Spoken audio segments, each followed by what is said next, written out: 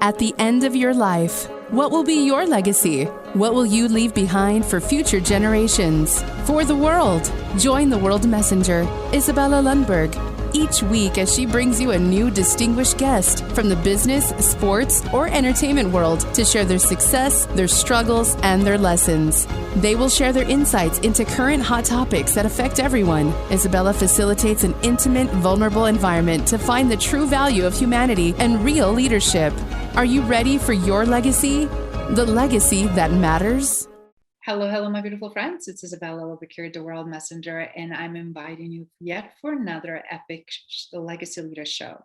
Today, I have a very special guest that is joining us from Hawaii, main island, that you are not going to want to miss.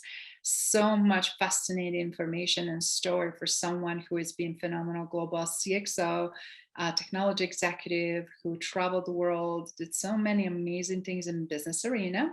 As a futurist, as an advocate, as a philanthropist, international keynote speaker, board director, and so much more. His accomplishment list is very long, but we'll let him to share with us. And we're having a chance to hear directly from my guest today, Nabeel Mahmood.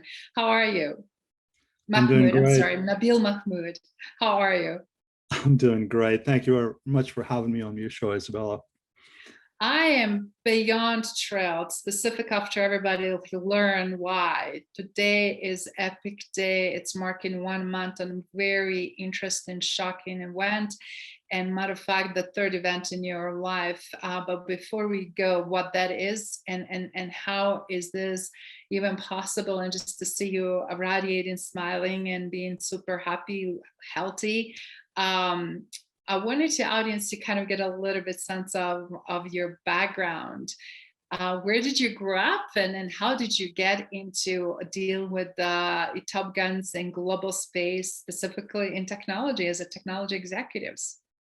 Yeah, so I mean, my career was actually potentially, a perfect story where I surrounded myself with the right people. I networked with the right people. I actually wanted to be an athlete. I wanted to play cricket for a living. I wanted to ride horses and play polo. But very early on in my life, ended up having a little bit of injury, which was quite severe at that point in time. My left leg was fractured with compound fractures, and my lower back got shattered playing polo, fell off the horse. So that pretty much ended that dream. It totally shattered that dream of being a professional athlete. Ends up that I surrounded myself with the right folks, got involved in technology. Now, I was a mathematician in school. That's what I went to school for. Crunching the numbers, yay, and knowing all about mathematics. That's a wonderful skill to have. Exactly, yeah. So, and then I grew up with a very binary mindset as well. So it was a bunch of ones and zeros. So very much decisive once I put my mind to something, and that making decisions has always been very, very easy. Anyhow, I surrounded myself with some right folks that were involved in technology, and they gave me an opportunity. I found some people that were able to mentor me, and I followed direction. Being an athlete, one of the things that's always kind of stuck by me is the fact that you've got to follow leadership. You've got to follow good leaders. You've got to follow good direction. They've done it. They've seen it. They've been there before. They've experimented with a lot of different ideas. So they know it better than I would have. So I was able to follow the process. Now, I wouldn't say I didn't make any mistakes along the way. I did, plenty of them. But I was able to capture them and learn from them. I was never a technologist per se. I was a mathematician. One thing that set me apart from my peers was the fact that I was able to think outside the box. I was that one annoying kid that always questioned why. Why are we doing it the way we are doing it? Why aren't we doing it differently? And why isn't there a better way of doing it? Now, I wasn't lazy, but I figured that there was always an easier and a better way of doing things. And that's been the backbone of my career. I like to simplify things. I like to keep things simple to the point. I don't like to make things complicated. And the idea that if I can explain what I do for a living to a fourth grader rather. And if I can simplify technology to a fourth grade level, then I'm done what I'm supposed to do. So you got to keep it simple.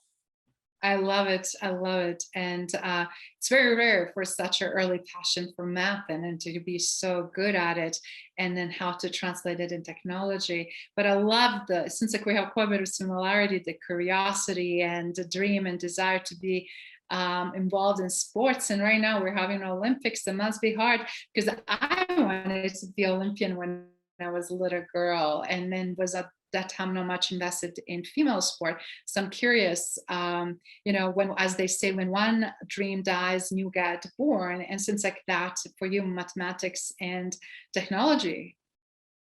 Absolutely. Yeah. I mean, you can't just harp on the fact that you were not able to do what you thought that was your destiny. There's always an opportunity. And when one door closes, 100 more open. There's always an opportunity out there. And that's one of the life lessons. Things happen in life for a reason. I mean, I was not meant to be an athlete. It's one of those things that I question myself. And I mean, over my entire life, I've tried to figure out what's my purpose. What am I supposed to be doing out here? I'm not here to conquer the world.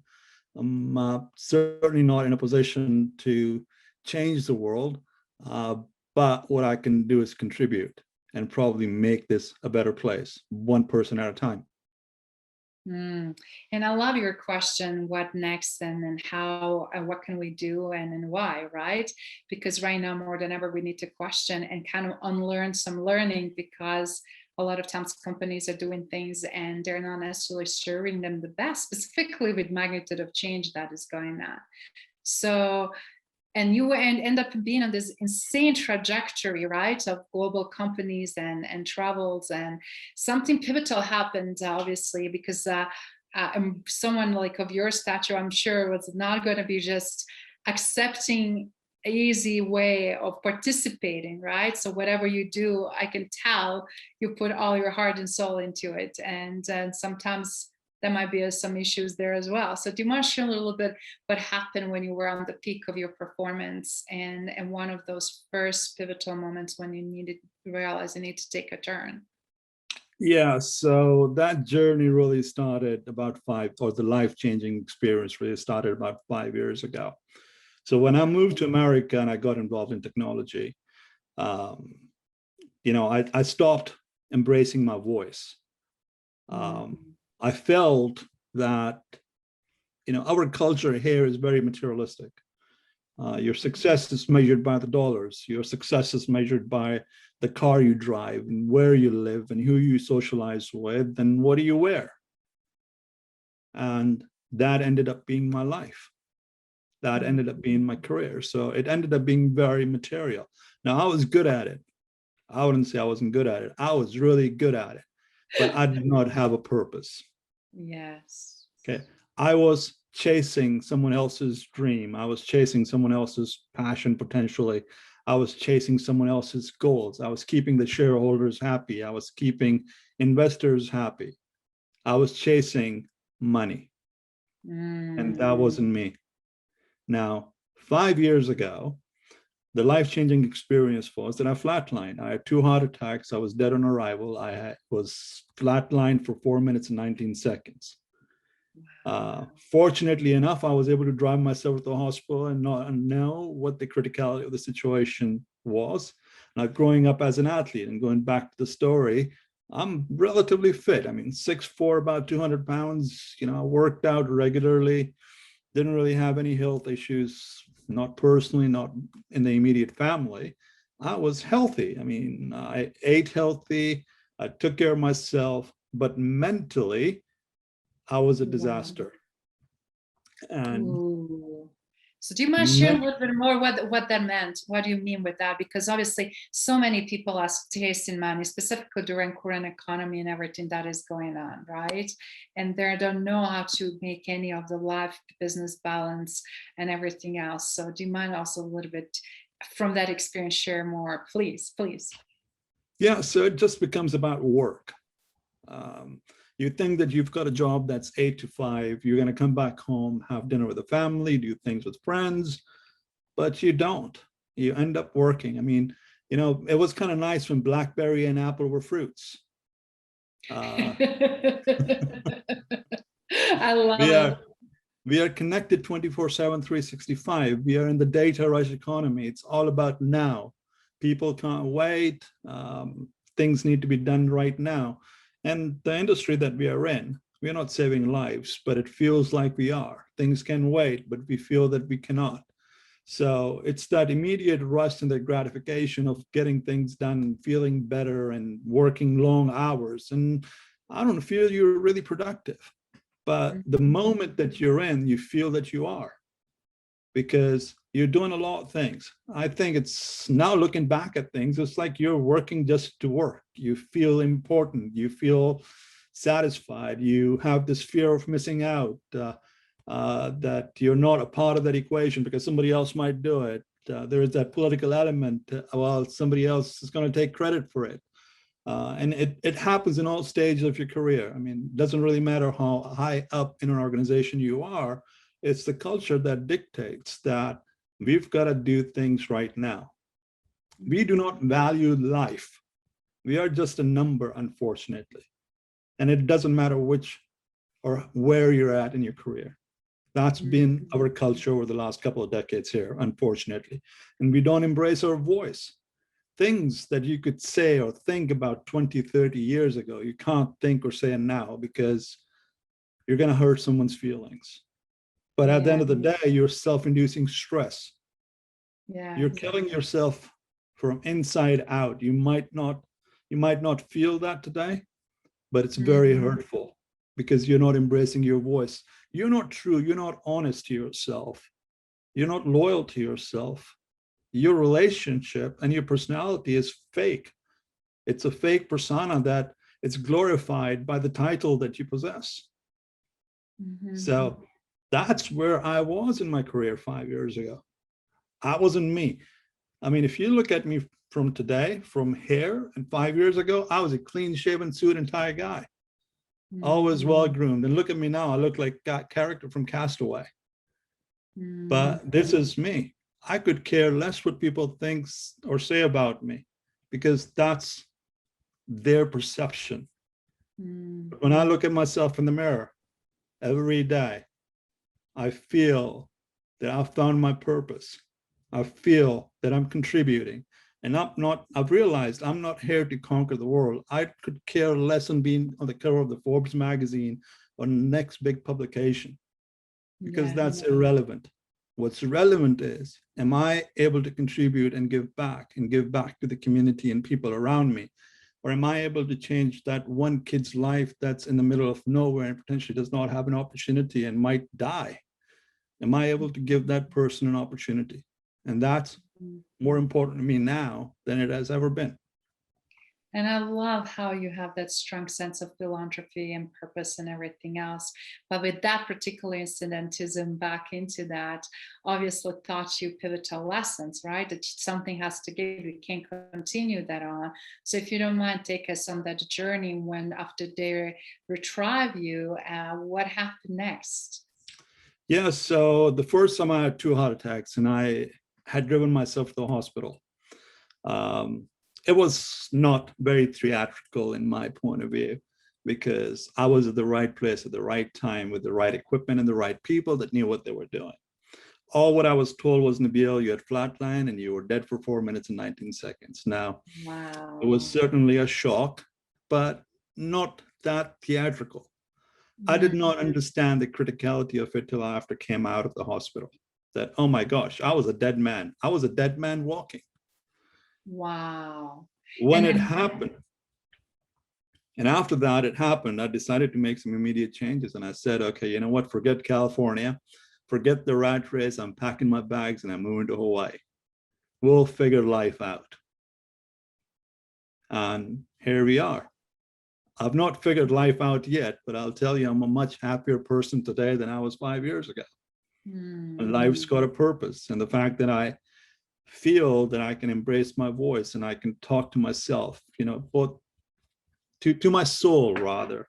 I can talk to my soul and I can figure out what my purpose is. And I can go to bed knowing that I'm contributing and not taken away from this place. Mm. That is so powerful. And I love when you keep saying hearing your voice and having the purpose. And right now, as you know, a lot of people are lost and they don't know why or how to get that, or where the truth lies, right? Because they're chasing money, they're chasing all these wrong things, the status, the whatever gadgets, all of those things that at the end of the day don't matter, that don't make you more happier and more fulfilled and more successful, right? Exactly. Yeah. I mean, we're doing it for the wrong reason. I mean, there's a lot of people that are contributing and doing things for the right reason. But Mm. unfortunately, there's a lot of them that don't understand why we're doing what we're doing. They are following. They are just in this rat race because somebody told them. Yes. The people around us told them. The generations before us told us that, hey, you've got to have one job, and that's the job that you're going to have for the rest of your life. You're going to do Yeah. one thing, and that's the only thing that you're going to do for the rest of your life. People are not happy typically where they're at because they've lost that passion, because their families might not approve of something. Mhm. So my family did not want me to be an athlete. They wanted me to be a business person. Mm. Yeah, so we've got to figure out a way to encourage the younger generation in pursuing what they're passionate about and doing things for a purpose. Otherwise, we're all lost walking around with our tails cut off and not knowing what we want to do. That is so very true. And right now, specifically for younger generation, that they are not having that life and work balance, or CEOs that are in similar situations, or CXOs that are given so much of their time and beyond point of burnout. As we know, leaders are in very dire situation right now because such a high demand, such a high pressure, high expectation, the highest than ever, right? And the fastest, most pressure to make a decision that better be right, and all of those things that are really affecting so much their health, but also health of organizations and culture. And then if you workaholic culture, like seems like you were being part of, it's a hard to create something differently than what it's already in that environment, isn't it? Oh, totally. Yeah, I think. I mean, I mean, events like what I've experienced, 5 years ago, even 4 weeks ago, um, it changes the perspective of life. It changes the perspective of what's important, and it changes the perspective of valuing people. Companies that are successful, particularly when you look at the executive leadership, and there are great examples. Like, for instance, I mean, Bezos, whatever people think of Jeff Bezos is what they think of, but at the core, he has values, a few values that really stand by me, that he cares for his customers, he cares for his people, and he understands the life and work balance. Unfortunately, where we live and the day and time that we live in today, it's work first and then life. We've got to put life before work. Yeah. So, shareholders are never going to be happy. I mean, the bean counters that want to make money are never going to be happy. They want more, they want more, they want more and more and more. Yeah. But it's people. People are important. You take care of your people, you value them, you encourage them, and you help them find what they want to achieve in their lives. They will give you everything that they've got. And Absolutely. And more, because when people are feeling good about the environment they're in, it's no need for chasing, convincing, and there's no need to motivate them, right? Why we're having the highest disengagement and low morale and motivation and performance, it's all-time high than ever before. Was low to begin with in recent 5 to 10 years specifically, but during the COVID, and because we're just adding an additional layer of complexity and additional layer of responsibility, right? That we're just pressing people on their shoulders that they really could not focus. And I love what you mentioned, using tools like technology, right? Like we're 24/7 on, and everything has to happen fast, and the pressure for the speed. Those things we don't even realize how much create fatigue and exhaustion and many other elements. Oh, So totally. Yeah. I mean, we have a fear of missing out.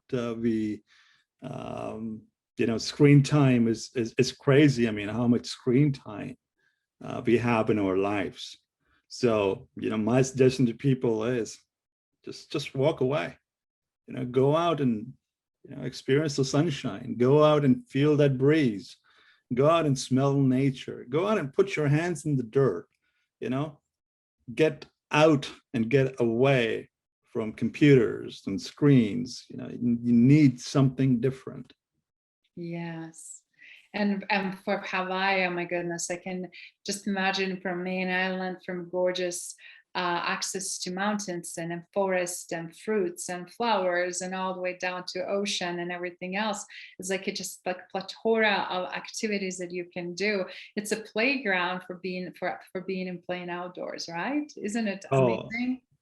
absolutely. I mean, we've got 10 out of 14 climate zones where I live. So I can be in the tropics and I can be in snow the same day. So it's Wow. uh, it's a lot of fun. Can't really complain. But something epic happened, and we cannot believe that we're literally doing this 1 month of the day that something epically took a turn again in your life. So, do you mind sharing for our viewers and listeners what just occurred? And I mean, seeing you in flesh and hearing you, it's like we would never know. But there was when I heard the story, I was blown away. So I had to have you as a guest on Legacy Leader Show to really share with people and what that meant for you and how you're moving forward. Sure. Yeah. So I was actually in Miami on June 25th, speaking at a conference, and I was supposed to be in Chicago the following day. I'm sorry, Chicago the following week. On Monday, I was speaking at another conference in Chicago.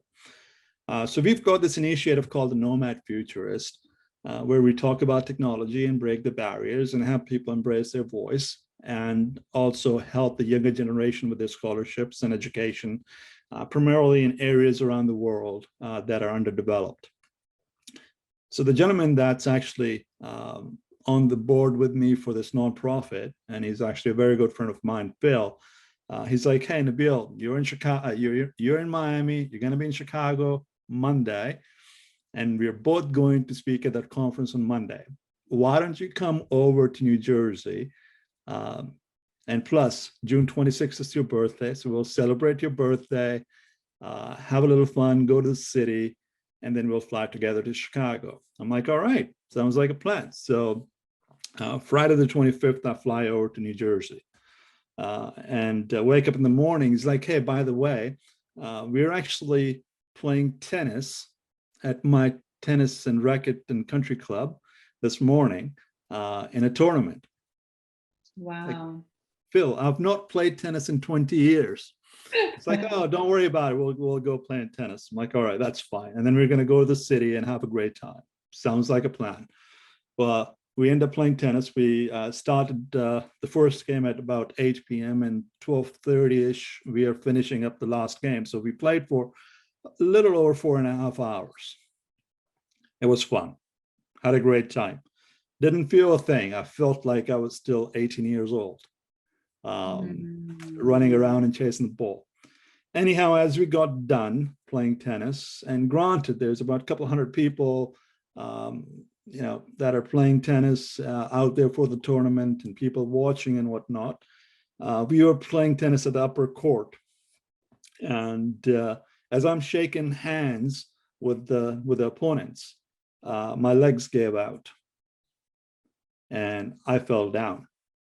Fortunately, what I've been told was that there was actually some netting around me that I put my hand on that broke my fall. Anyhow, at this point in time, I am out. Wow. Now, what had happened between then and when I woke up, I don't remember. But I remember waking up with people chanting and crying, and a lot of them. What had happened was, at this point in time, I had a cardiac arrest and a heart attack.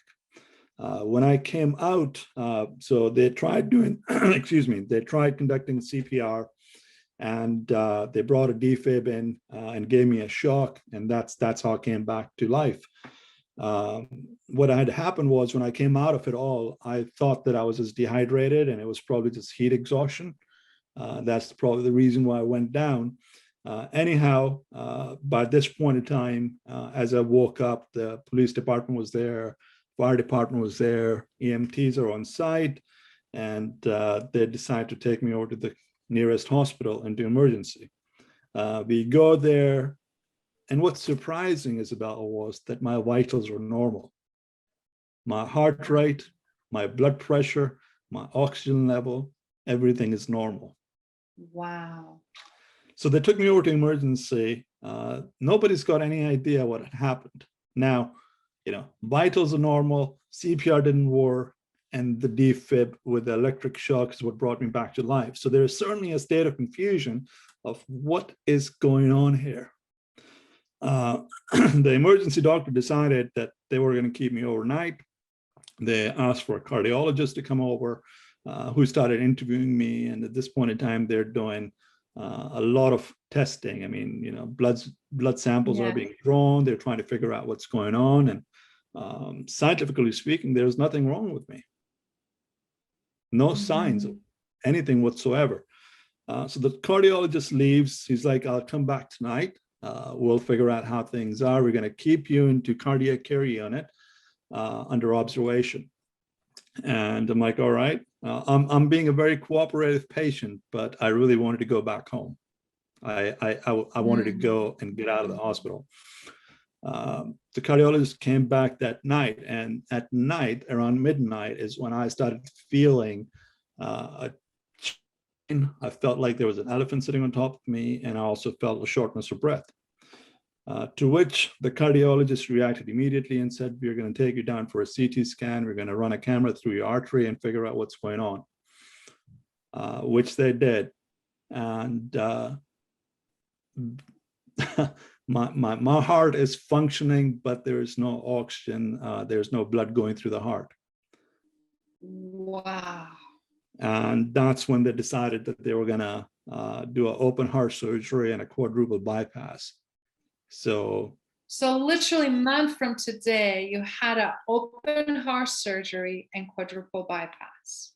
Correct. Yep. So they cut me from here all the way down. They cut my sternum wide open, broke the ribs, and accessed my heart and put 4 arteries in.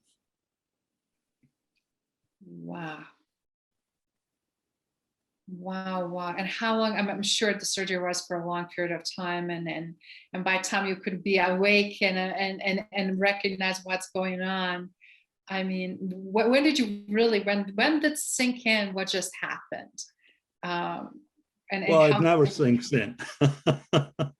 It could never sink in. When the cardiologist told me that that's what we're gonna do, I had the first question I asked him. What are the chances of you messing up? And it's like, well, there's probably a 1% chance. And I'm like, have you had 99 successful operations?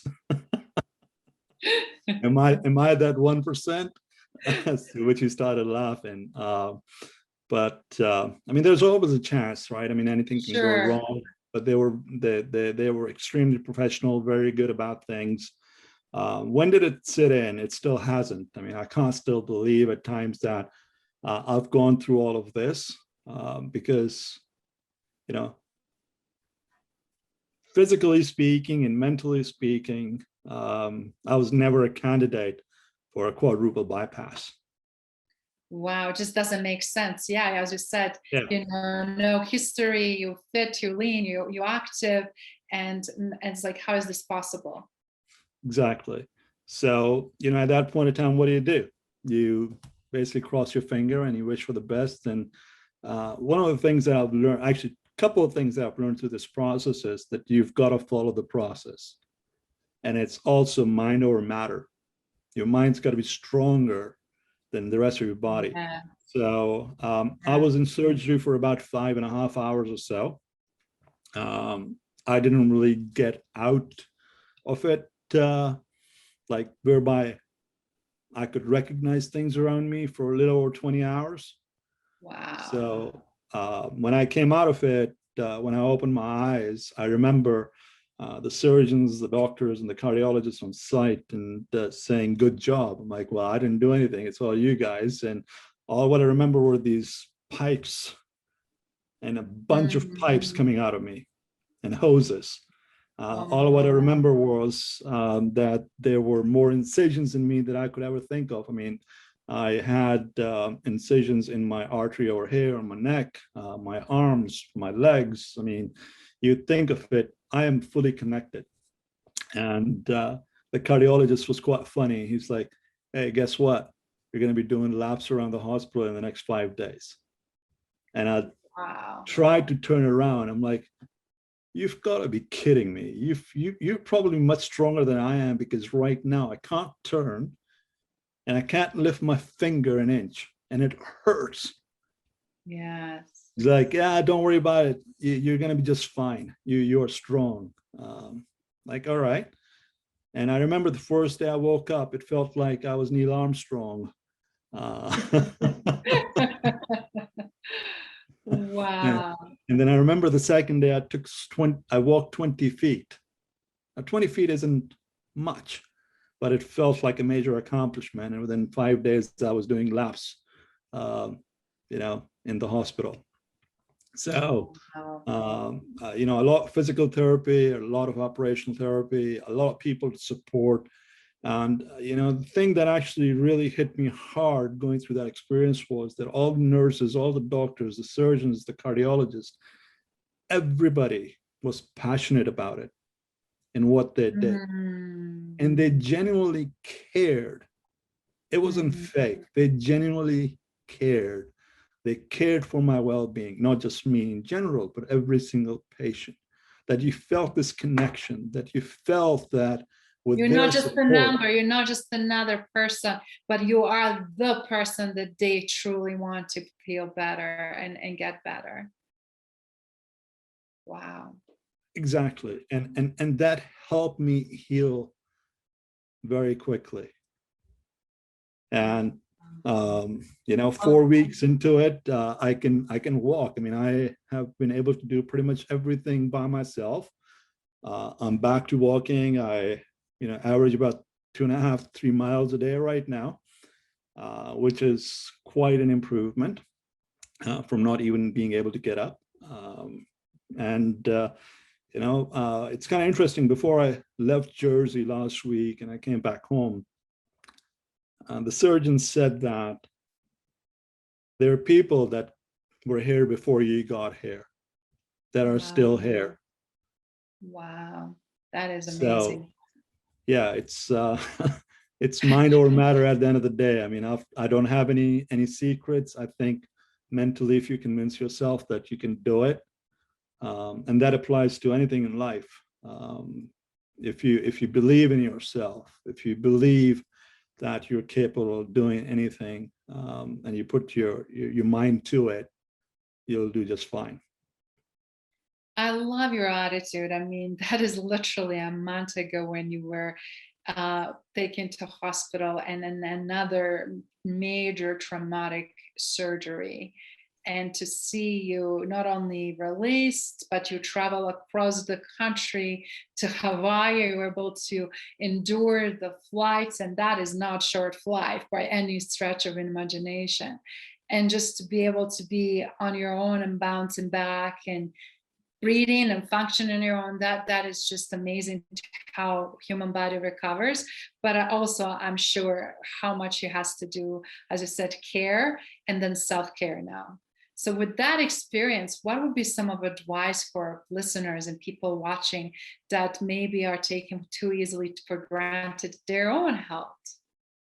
Yeah, so nothing in life is guaranteed. I mean, you can have all the plans in your life and it never goes the way you've actually planned your life to be. It's a constant change. I mean, if there is one thing that's constant in our lives, it's change. And it's potentially typically not the way you want it to be. So you've got to be nimble enough But on the same note, you've got to be passionate about what you want to do in life. You've got to be flexible. You've got to believe in yourself. Don't do things halfway. Commit to it and then do it. And 99% of the time it might not work, but you only need that 1% at one time. So believe in yourself. Surround yourself with the right people. Get rid, and I would say it again, get rid of people in your life that consume you, that are negative, that are fake, because they're only there for the good times. And when you need them, they'll never be there for you. So you think that you've got a lot of friends? You don't. All what you need is one. So get rid of the excess baggage and weight that we carry for people that are fake, and find some real friends. I believe, I've been very fortunate to have some real people in my life that really do care. I mean, I had friends that were changing their plans as they found out. While they were traveling or they're conducting business, that wanted to come out and be there with me to help me support through this experience, that really did care. And that means a lot. Surround yourself with people that are passionate and just genuine. And you know what? There are signs. You don't have to go digging in, doing extensive personality tests. There are signs in how people conduct themselves and how they connect with you. It's words, it's body language. There's so much of it that can help you understand. And when I said you, it's everybody, understand what the reality is. Yeah. I just want to just reflect, that is so golden, epic, and I cannot agree with more with you, because people invest so much time in things that on the end of the day don't matter. And who is that person that you can count on, this you can call any day and time, right? And it's going to answer the call or be there. And that's the relationship, those people that are worth nurturing and investing into. And I love what you said. All the other stuff are distraction, and you're right.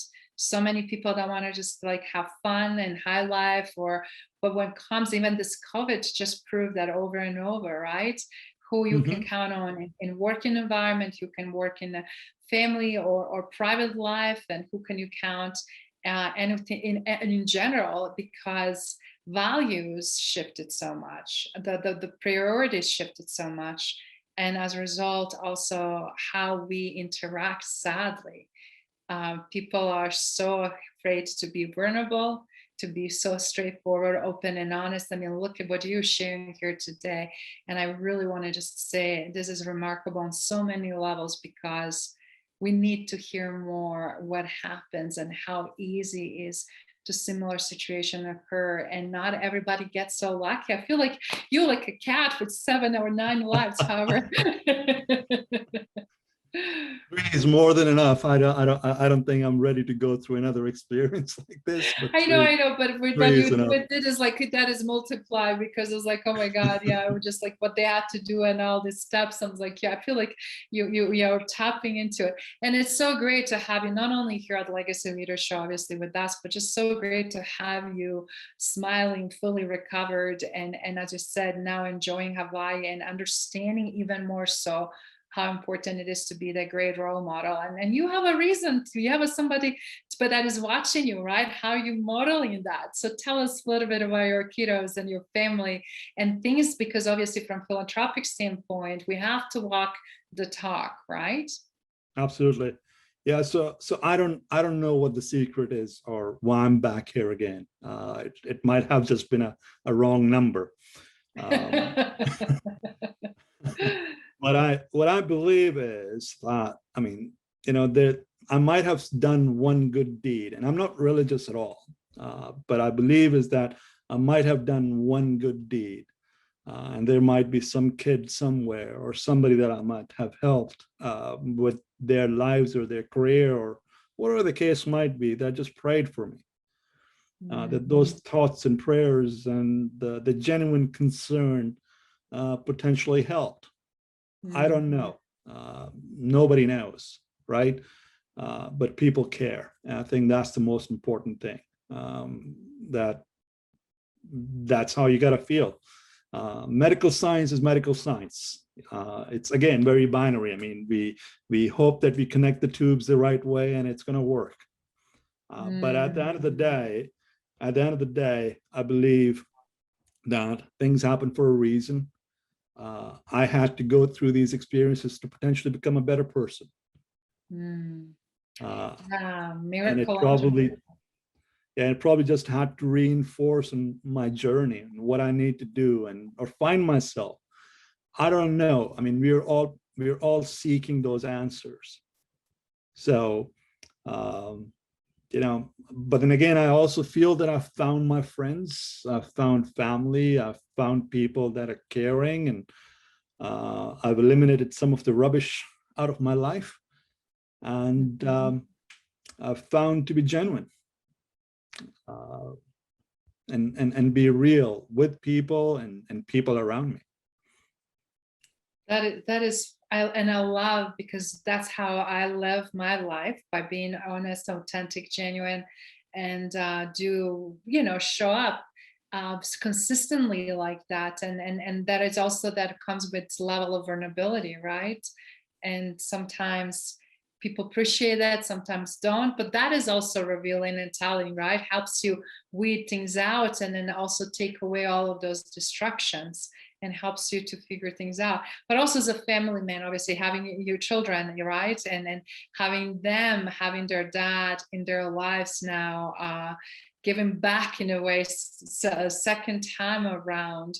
I feel like, I'm sure it's even more so, everything you do, even more so intentional and meaningful. So what are you doing to keep that spirit alive? And with all the accomplishments and all these major disruptions and events, also I'm curious, what is next for you? What is that secret of either next adventure or what would you like to be remembered? Because you already have tremendous legacy, but I'm curious, what is that legacy that you are going to create in moving forward? Well, I mean, one thing for sure, I'm not going to space anytime soon.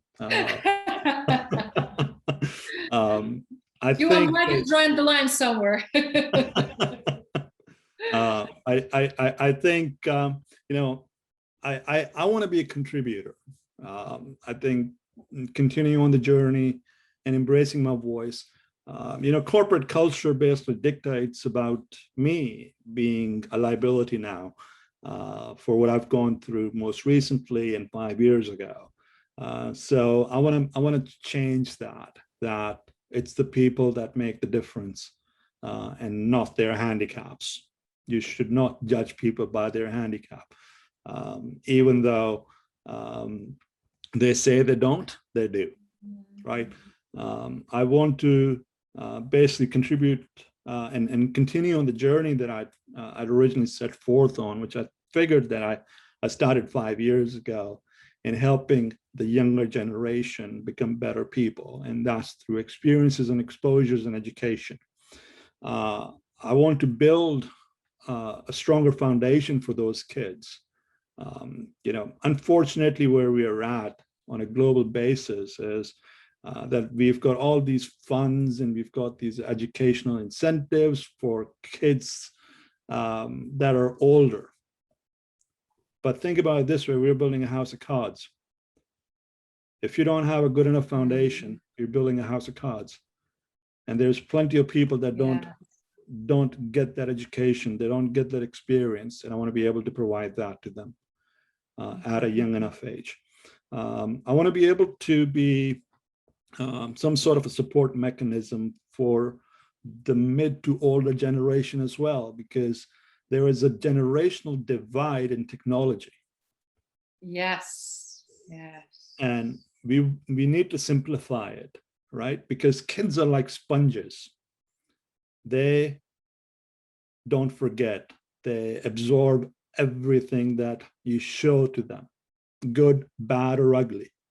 Yes. how do we fix that?